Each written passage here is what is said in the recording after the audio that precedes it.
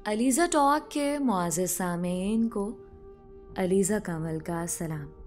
दोस्तों, उम्मीद करती हूँ आप सब खैरियत से होंगे, जहाँ रहें खुश रहें। बढ़ते हैं कहानी की तरफ। शुरू करते हैं आज की कहानी।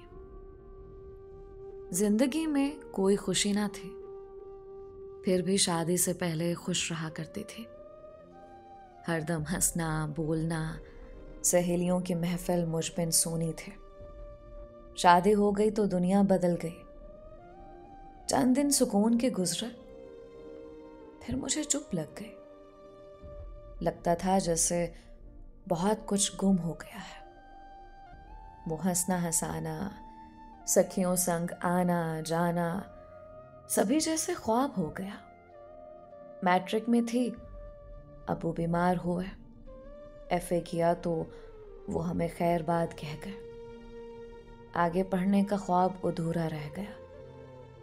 जल्द ही फिक्रे मुआश ने आ घेरा। अम्मी टीचर बनाना चाहती थी और मैं एयर होस्टेस बनना चाहती थी। मेरी एक सहेली गरीब माँ बाप की बेटी थी। उसने इंटरव्यू दिया और हवाई मेज़बान मुंतखब हो गए। तभी से मुझको उस जॉब की कशिश महसूस हुई। शहला बताती थी कि हवाई मेज़बान की तनख्वाह बहुत अच्छी होती है, जबकि टीचर को प्राइवेट स्कूल वाले इतनी भी उजरत नहीं देते कि स्कूल आने जाने का खर्चा ही निकल आए। ऐसी नौकरी में भला दिन कैसे फिर सकते थे। अम्मी ने बहुत मना किया कि रात की ड्यूटी करना पड़ेगी, क्यों कर घर से बाहर रहोगे। मैं न मानी। जिंदगी सुधारने के ख्वाब आंखों में बसाकर हवाई मेज़बान होने का अरमान लिए इंटरव्यू देने चले गए। शहला ने मदद की और मुझे मेरे ख्वाब की ताबीर मिल गई। मैं एयर होस्टेस मुंतखब हो गई। क्या बताऊं, वो दिन मेरे लिए कितनी बड़ी खुशी लेकर आया था। हवाई मेज़बान के तौर पर पहला सफ़र करने से पहले ही हवाओं में उड़ने लगी थी। तरबियत मुकम्मल हो गई और मैंने ड्यूटी ज्वाइन कर ली। उन दिनों मैं बेहद खुश थी। अभी ड्यूटी देते साल भी ना हुआ था कि कुदरत ने तहसीन साहब से मिलवा दिया। वो लाहौर से कराची जा रहे थे। उस फ्लाइट पर मेरी ड्यूटी थी। दौरान सफ़र कुछ इस अंदाज से हम कलाम हुए कि उनका शाइस्ता अंदाज दिल में घर कर गया। जब जहाज़ ने लैंड किया और मुसाफिर हैंडबैग वगैरह संभाल कर बाहर जाने लगे, तो उन्होंने अपना कार्ड मुझे दे दिया। मैंने भी अज़राए इखलाक रख लिया। ड्यूटी देकर घर आई तो बार बार तहसीन साहब का चेहरा निगाहों में आने लगा। ना जाने कैसा जादू था उन खामोश और गहरी आंखों में कि रात भर नींद ना आए। तभी पर्स से कार्ड निकाल कर देखने लगी कि कौन है। पूरा नाम पता दर्ज था। पेशा गोल्ड स्मिथ लिखा था। गोया सराफ थे। सोने चांदी के व्यापारी, सोने में खेलने वाले। अल्लाह जाने क्यों कर उन्होंने मेरा फ़ोन नंबर मालूम कर लिया, जबकि मैं चाहते हुए भी उनको फ़ोन नहीं कर सके। एक रोज़ उनका फ़ोन आ गया। दिल मुंतज़िर ने सुकून महसूस किया। मैंने पूछा, कहिए, कैसे याद किया? पूछा कि किस दिन ऑफ होगा आपका। मेरी वालिदा आपके घर आना चाहती हैं। समझ गई कि वालिदा के आने का क्या मकसद होगा, क्योंकि तफरीह तबाह के लिए ताल्लुक़ रखना होता तो वालिदा को घर लाने की बात ना करते। मैंने बता दिया कि इस एतवार को मेरा ऑफ है। वो एतवार को शाम 4 बजे अपनी वालिदा के हमरा हमारे गरीब खाने पर तशरीफ़ ले आए। उनकी माँ ने लगी लिपटी रखे बगैर अम्मी जान को आने का मकसद बता दिया कि तहसीन बेटे के रिश्ते की ख्वाहिशमंद हूँ। उसको आपकी बेटी दौरान सफ़र पसंद आ गई है। उम्मीद है मायूस ना करेंगे। तहसीन भी साथ थे। अम्मी ने उन्हें देखा तो पसंद कर लिया। उनमें कोई कमी ना थे। आंटी को जवाब दिया कि 2-4 दिन दीजिए, बेटी से पूछ लूं। उनके जाने के बाद मुझसे पूछा तो मैंने हाँ कह दे। अम्मा को मुझे ब्याना ही था। हमारे माली हालात अच्छे न थे। खासा पैसा अब्बा के इलाज पर सर्फ हो गया था। उनको गले का कैंसर था। उनका 3 बरस तक इलाज चलता रहा। वालिदा मेरी जिम्मेदारी से सुबुकदोश होना चाहती थी। उनको मेरी रजामंदी मिल गई तो बात तय हो गई। 1 हफ्ता के बाद तहसीन की वालिदा दोबारा आई। बोली, आप मेरे बेटे की दुकान देख लें। जो मालूमात दरकार हैं उनके पड़ोसी दुकानदारों से ले सकती हैं। हमारा घर भी देखें, जाती मकान है, किसी शय की कमी नहीं है, मगर रुखसती में देर ना करें, क्योंकि करीबी रिश्तेदार अपनी बेटी का रिश्ता देना चाहते हैं, इससे पहले कि उनको खबर हो और मामलात ख़राब हो।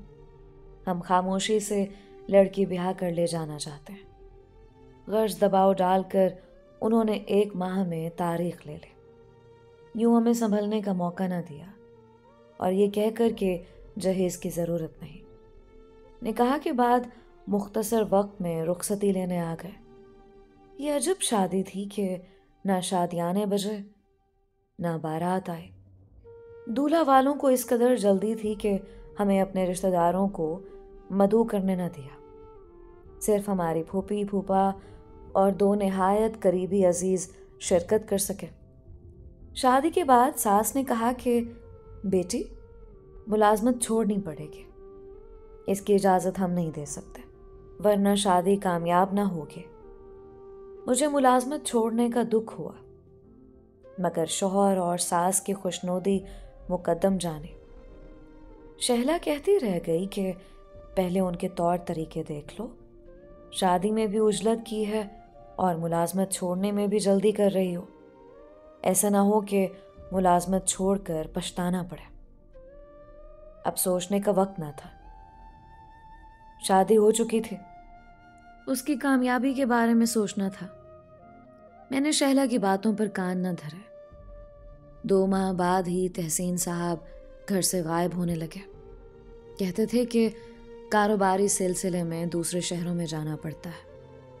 तुम मेरी गैर मौजूदगी को महसूस मत किया करो, बल्कि आदत बना लो कि मैं घर ना आऊं तो बेफिक्र होकर सो जाया करो। अम्मा तो होती हैं तुम्हारे पास, तुम महफूज हो। फिक्र किस बात की है?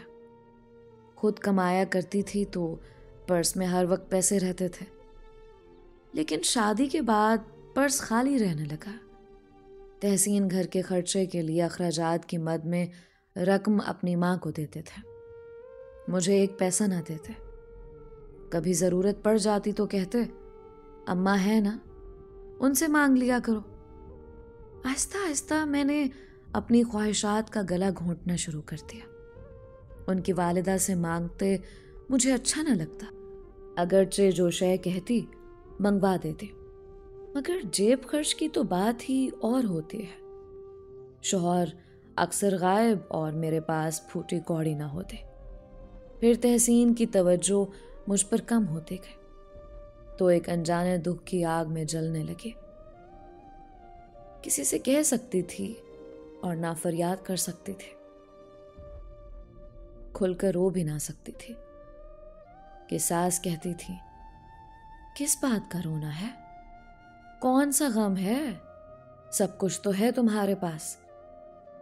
दिल पर क्या बीत रही थी ये मेरा अल्लाह जानता है। उनकी बेइतनाई के बावजूद मैंने उनसे प्यार किया। उनका हर तरह ख्याल रखती थी कि मेरा घर ना बिगड़े। सास भी कहती थी, सब्र करो, 2-4 बच्चे होंगे तो लौट आएगा। रफ्ता रफ्ता उनकी गैर मौजूदगी का दौरानिया बढ़ता रहा और मैं रो रो कर दीवानी हो गई। सास कहती कि बहू घबराओ नहीं, वो जहां भी है ठीक है, खुद ब खुद घर आ जाएगा। बिलाखिर अम्मी ने मामू से कहा तो उन्होंने तहसीन की खोज लगाना शुरू कर दिया। पता चला कि दुकान पर ही होते हैं, घर नहीं आते तो इसका सबब उनकी कारोबारी मसरूफियत हो सकती है। अम्मी कैसे एतबार करती। उन्हें शक हुआ कहीं दूसरी बीवी मौजूद ना हो। एक रोज वो बोली, चलो दुकान पर चलकर पता कर लेते हैं, जबकि तहसीन ने सख्ती से मना कर रखा था कि कभी दुकान पर ना आना। इस बार वो बहुत दिन ना आए। मैं एक बच्ची की माँ बन चुकी थी और बच्ची बीमार थी। माँ का कहा मानकर उनके साथ सराफा बाजार उनकी दुकान पर चली गई। तहसीन दुकान पर ना थे, उनके मुलाजिम थे। उन्होंने कहा कि आप अंदर कमरे में बैठकर इंतज़ार कर लें, वो आ जाएंगे। मैं शौहर की हुक्म उदूली ना चाहती थी। अम्मा की शह पर दुकान के अंदर चली गई, जहाँ पिछली तरफ एक कमरा था जो सजा हुआ एयर कंडीशन था। हम वहाँ बैठ गए। थोड़ी देर बाद दो औरतें आईं और वहाँ बैठ गईं। उनमें से एक ने पूछा, आप कौन हैं? मैंने जवाब दिया कि ये मेरे शौहर की शॉप है, मैं उनका इंतज़ार कर रही हूँ। फिर मैंने उनसे पूछा कि आप क्यों आई हैं? हमने कुछ जेवरात ऑर्डर किए थे, वही लेने आई हैं। मेरी बच्ची की शादी है। खातून ने बेटी की जानिब इशारा किया। बेटी की खूबसूरती निगाहों को खीरा करने वाली थी।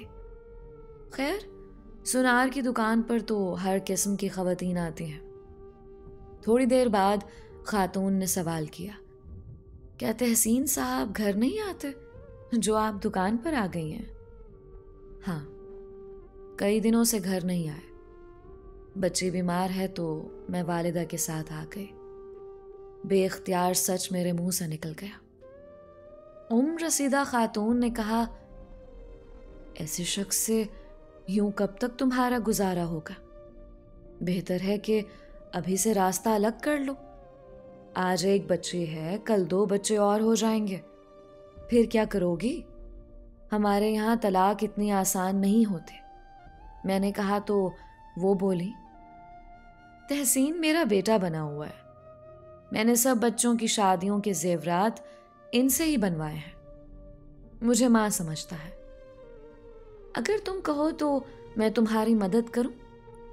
मुझे सब्र करने की आदत है आंटी जी। बेटी के होते तलाक लेने का नहीं सोच सकते।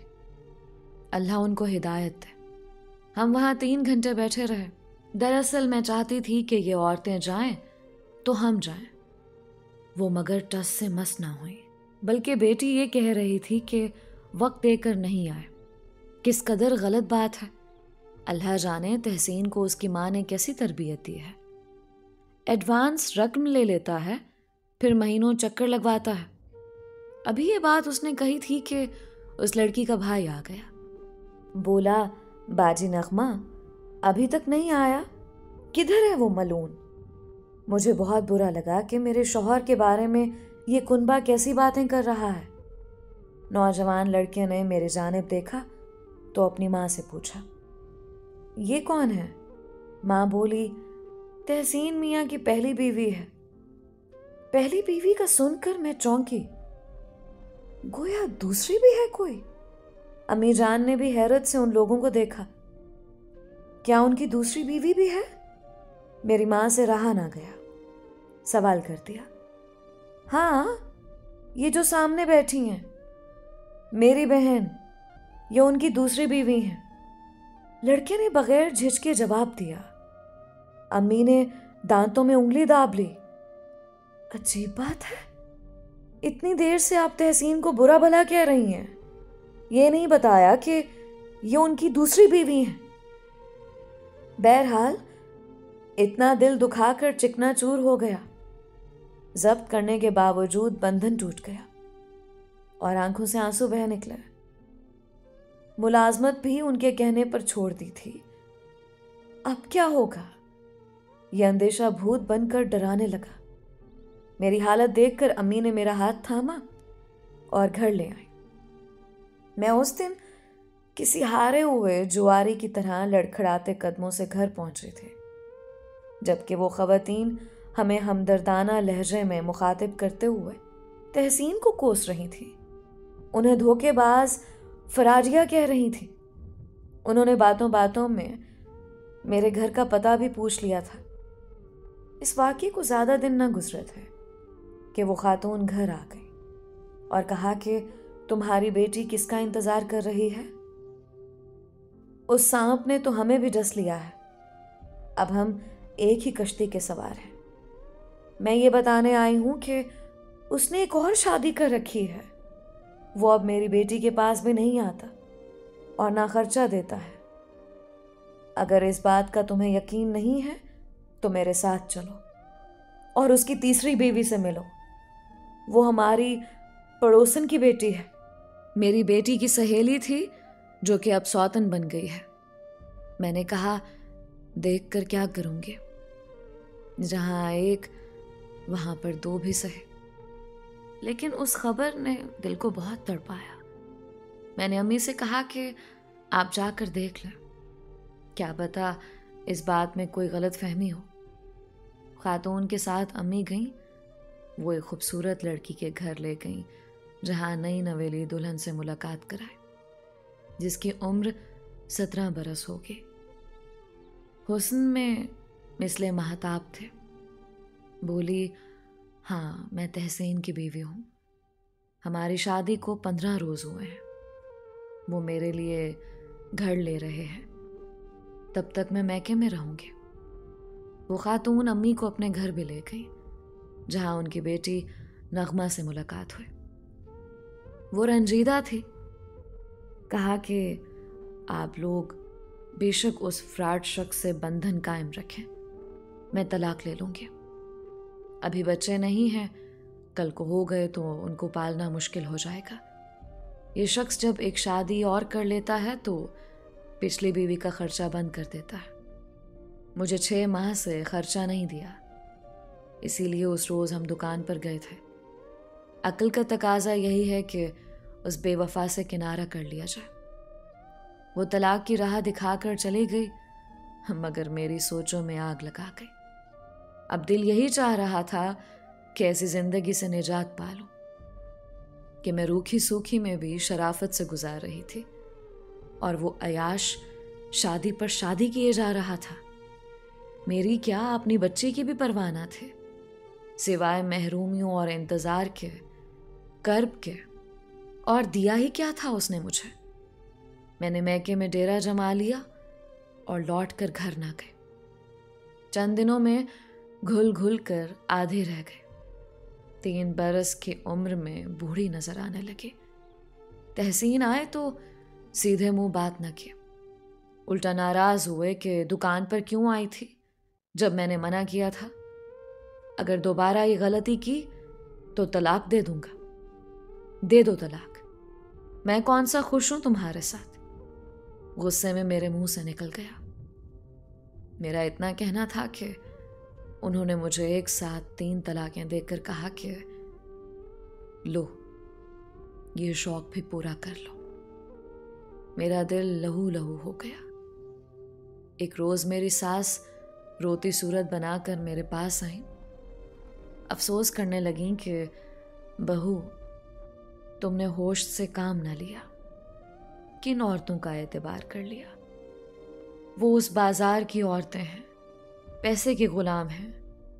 तुम शरीफ ज़ादी हो। उनके कहने में आ गई। तलाक का लफ्ज मुंह से क्यों निकाला। मर्द को इस तरह नहीं उकसाना चाहिए। अब क्या मिला तलाक लेकर। मैं जानती हूं कि उसने तुम्हारे सिवा किसी से निकाह नहीं किया, लेकिन अब नगमा से कर लिया है, फिर भी पछता रहा है। अरे नादान, तीसरी का तो नगमा ने सवांग भरा था तुमको जलाने और बदजन करने के लिए। वो लड़की नगमा की सहेली थी, असल बीवी तुम ही थी, वरना अपने घर में मेरे साथ तुमको क्यों रखता। तुमने अपनी बच्ची का भी ख्याल ना किया। जल्दबाजी में तलाक का मुतालबा कर दिया।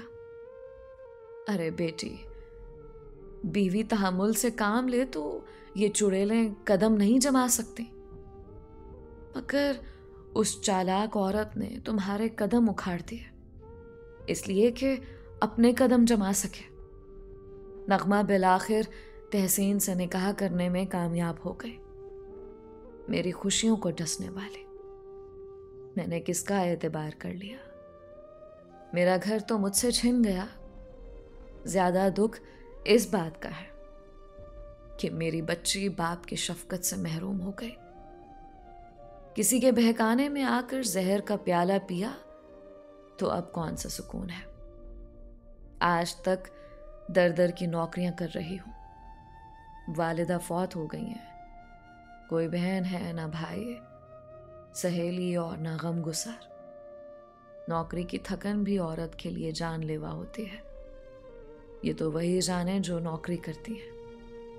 मैं नगमा की जिंदगी का कांटा थे। मुझे निकाल कर उसने मुराद पा ली। सोचती हूं अगर सुहागन ही रहती तो अच्छा था। शौहर जैसा भी था, कभी घर आ ही जाता था। मुआशरे में इज्जत भी थे।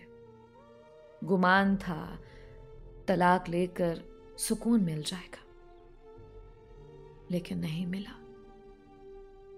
आज तक बेसुकून हूं। दोस्तों, ये थी एक सादा और मासूम सी लड़की की कहानी। उम्मीद करती हूँ इस कहानी से बहुत सी लड़कियों और शादीशुदा ख़वातीन ने काफ़ी कुछ सीखा होगा। शादी के बाद बहुत सारे मामलात में औरतों को ही सब्र और तहम्मुल से ज़िंदगी गुजारनी पड़ती है। आप सबके प्यार और सपोर्ट का बेहद शुक्रिया। कहानी से मुतालिक अपनी राय का इजहार कमेंट्स में ज़रूर किया करें। आज का special thanks miss Laiba Khan का, जो कि बहावलपुर पाकिस्तान से बिलोंग करती हैं, और मिस्टर जबार का, जो कि पाकिस्तान से बिलोंग करते हैं। अगर आपने अभी तक हमारे चैनल को सब्सक्राइब नहीं किया तो अभी सब्सक्राइब कर लें, क्योंकि इसी से ही हमें मज़ीद मोटिवेशन मिलती है। मिलते हैं एक नई और मुनफरिद कहानी के साथ। तब तक के लिए अलीज़ा कमल को अपनी दुआओं में याद रखें। अपना और अपनों का बेहद ख्याल रखें। अलीज़ा कमल को इजाज़त दीजिए। अल्लाह हम सबका निगहबान रहे।